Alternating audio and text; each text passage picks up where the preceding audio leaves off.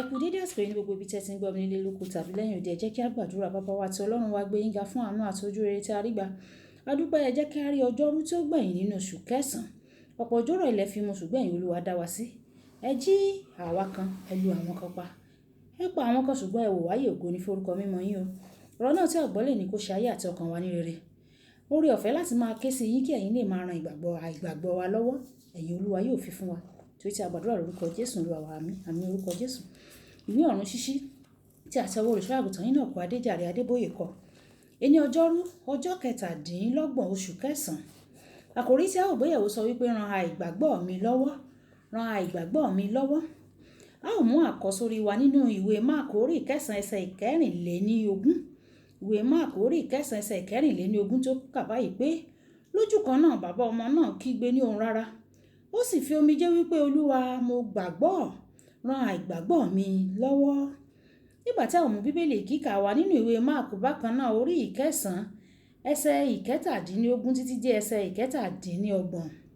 Ìwé Máàkù orí 9 ẹsẹ̀ 17 títí dé ẹsẹ̀ 17 tí ó kà báyìí pé ọ̀kan nínú ìjọ ènìyàn náà sì dáhùn wípé olùkọ́ni, mo mú ọmọ mi tí ó ní odi ẹ̀mí tọ̀ wá níbikíbi tí ó bá sì gbé mu, a sì máa nà án tàntàn, a sì máa yọ ìfóòfó ní ẹnu, a sì máa pa yín keke, a sì máa dákú. Mo sì sọ fún àwọn ọmọ ẹ̀yìn rẹ̀ kí wọ́n lè jáde, wọn kò lè jáde.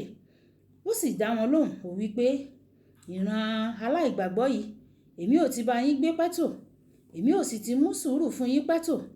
Ẹ mú un wá sọ́dọ̀ mi. Wọ́n sì mú wá sọ́dọ̀ rẹ̀. Nígbà tí ó sì rí lójú kan náà, ẹ̀mí náà nà án tàntàn, ó sì ṣubú lulẹ̀, ó sì fi ara yílẹ̀, ó sì yọ ìfóòfó ní ẹnu. Ó sì bi bàbá rẹ̀ léèrè wípé ó ti pẹ́ tó tí èyí ti dé sí i. Òun sì wípé láti kékeré ní ìgbàkúgbà ní sì máa ń gbé sọ sínú iná àti sínú omi láti parun. Ṣùgbọ́n bí ìwọ bá lè ṣe ohunkóhun, ṣàánú fún mi kí o sì ràn wá lọ́wọ́.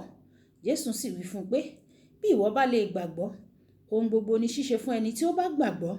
Lójú kan náà bàbá ọmọ náà kígbe ní ohùn rárá.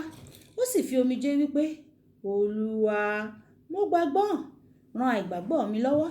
Nígbà tí Jésù rí pé ìjọ ènìyàn ń sáré wọ́pọ̀ jọ, ó bá ẹ̀mí àìmọ́ náà wí. Ó wí fún un pé ìwọ odi àti adití ẹ̀mí, mo pàṣẹ fún ọ, jáde lára rẹ̀ kí ìwọ má ṣe wọ inú rẹ̀ mọ́. Ó sì kígbe sókè, ó sì nà tàntàn, ó sì jáde lára rẹ̀.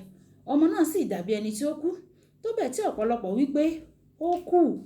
Jésù mú un ní ọwọ́, ó sì fà á sókè, òun sì dìde. Kí Olúwa kó bùkún kíkà àti gbígbọ́ ọ̀rọ̀ rẹ̀.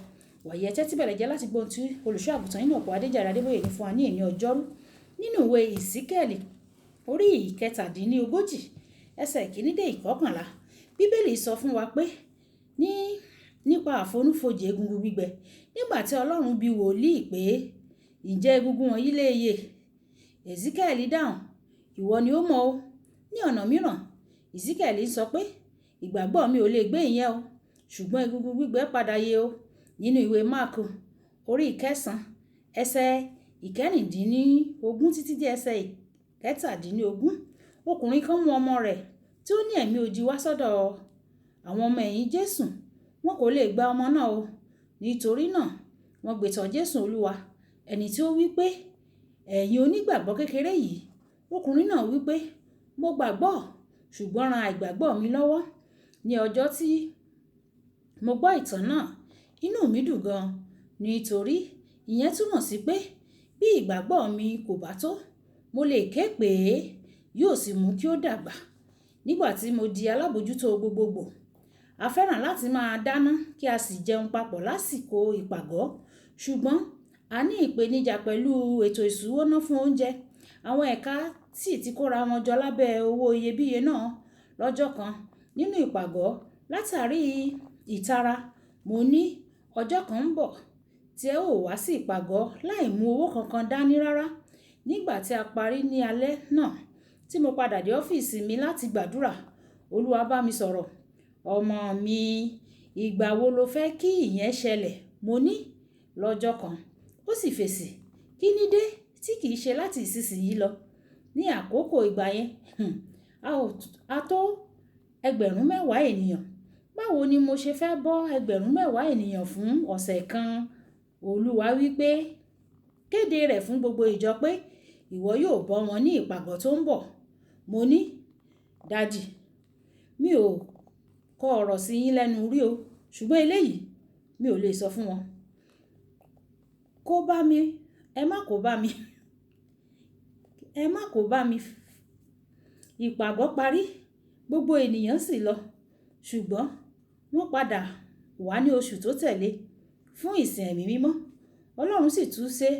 Ọlọ́run tún sọ, mo ní, Olúwa, ìgbàgbọ́ mi ò lè gbé. Ó sì wí fún mi pé, ọmọ, o fẹ́ pàdánù ìyanu kan. Nítorí náà, mo kéde o, ará, lọ́dún tó ń bọ̀, ẹ má mú owó kankan wá fún oúnjẹ o. A ó bọ́ yín. Ìyẹn jẹ́ 20 ọdún sẹ́yìn ó lé. Ọlọ́run kò sì tí ì já mi kulẹ̀ lẹ́ẹ̀kan rí. Ó lè rò pé mo jẹ́ ọkùnrin tó ní ìgbàgbọ́ ńlá. Ṣùgbọ́n òtítọ́ ibẹ̀ ni pé bàbá mi ní ẹni tí ó ràn mí lọ́wọ́ nínú ìgbàgbọ́ mi kékeré. Nítorí náà, mo gbẹ́kẹ̀lé pátápátá. Kò já mi kulẹ̀ rí o. Mo sì mọ̀ pé kò ní já ìwọ pàápàá kulẹ̀ pẹ̀lú. Kókó àdúrà, Bàbá, jọ̀wọ́ ran àìgbàgbọ́ mi lọ́wọ́. Kì í dùn kó pọ̀. Ṣókí lọ́bẹ̀ oge. Olúbùkọ́lá Ayako ni ó kọrùn sí ìṣe nígbà tá a pàdé ní ọ̀la. Ó dàbọ̀.